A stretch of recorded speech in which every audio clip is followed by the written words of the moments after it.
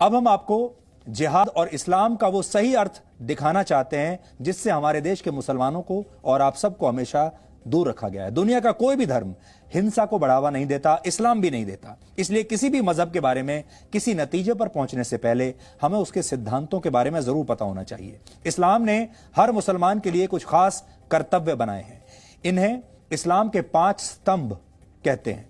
इस्लाम का पहला स्तंभ है शहादा, जिसका शाब्दिक अर्थ है घोषणा करना या गवाही देना। हर मुसलमान का कर्तव्य है कि वो इस बात की घोषणा करे कि अल्लाह के सिवा कोई और परमेश्वर नहीं है, यानी वो सिर्फ और सिर्फ अल्लाह में ही अपना भरोसा रखेगा। दूसरा स्तंभ है सलात, फारसी में इसी को नमाज भी कहते हैं। इस्लाम कहता है कि हर मुसलमान के लिए दिन में 5 बार नमाज पढ़ना जरूरी है। इस्लाम का तीसरा स्तंभ है ज़कात, आप इसे साल में 1 बार किया जाने वाला दान भी कह सकते हैं। हर मुसलमान के लिए जरूरी है कि वो अपनी आय का, अपनी आमदनी का एक हिस्सा जरूरतमंदों को दान जरूर दे, चैरिटी करे, अंग्रेजी में अगर आप कहें तो। इस्लाम का चौथा स्तंभ है सौम, इसे रोजा रखना भी कहते हैं।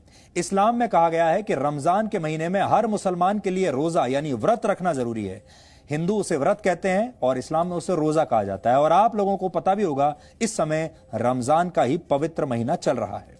इसी तरह हज को इस्लाम का 5वां स्तंभ माना जाता है। हर मुसलमान का यह कर्तव्य है कि अगर वो मक्का जाने का खर्च उठा सकता है तो जीवन में कम से कम 1 बार उसे हज जरूर जाना चाहिए।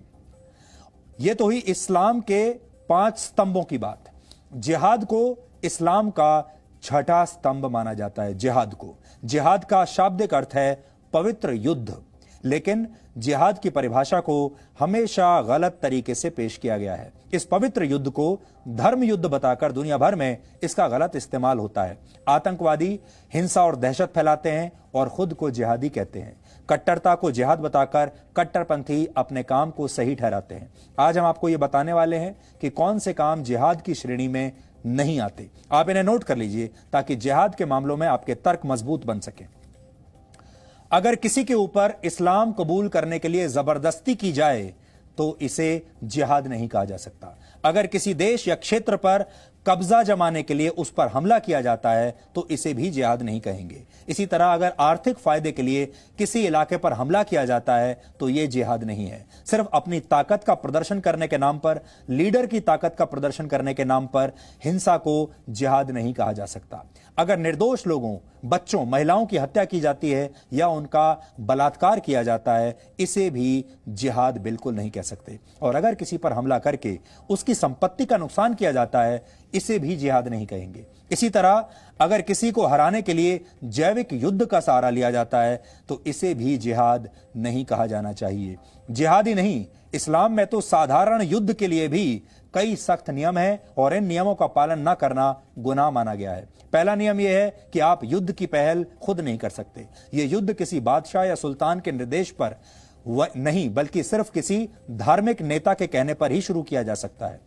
ये नियम यह भी कहते हैं कि युद्ध में दुश्मन को भी पूरा सम्मान देना चाहिए और दुश्मन सैनिकों के साथ न्याय करना चाहिए। दुश्मन सेना के घायल सैनिकों का इलाज उन्हें अपना सैनिक मानकर करना चाहिए। युद्ध जितनी जल्दी हो सके उसे समाप्त करना चाहिए। अगर दुश्मन शांति की पहल करे तो फौरन युद्ध विराम की घोषणा कर देनी चाहिए। युद्ध के दौरान कुओं या पानी के स्रोतों में जहर डालना बिल्कुल प्रतिबंधित है। आधुनिक युद्ध की भाषा में कहें तो रासायनिक या जैविक हथियारों से हमला करना गुनाह माना गया है। जिहाद की परिभाषा को सदियों से हमेशा गलत तरीके से पेश किया जाता रहा है और इसी का नतीजा है कि हमारे देश में जिहाद पर बात करना आपके जेल जाने की गारंटी बन सकता है। सच दिखाना आपको कोर्ट कचहरी के चक्कर लगवा सकता है।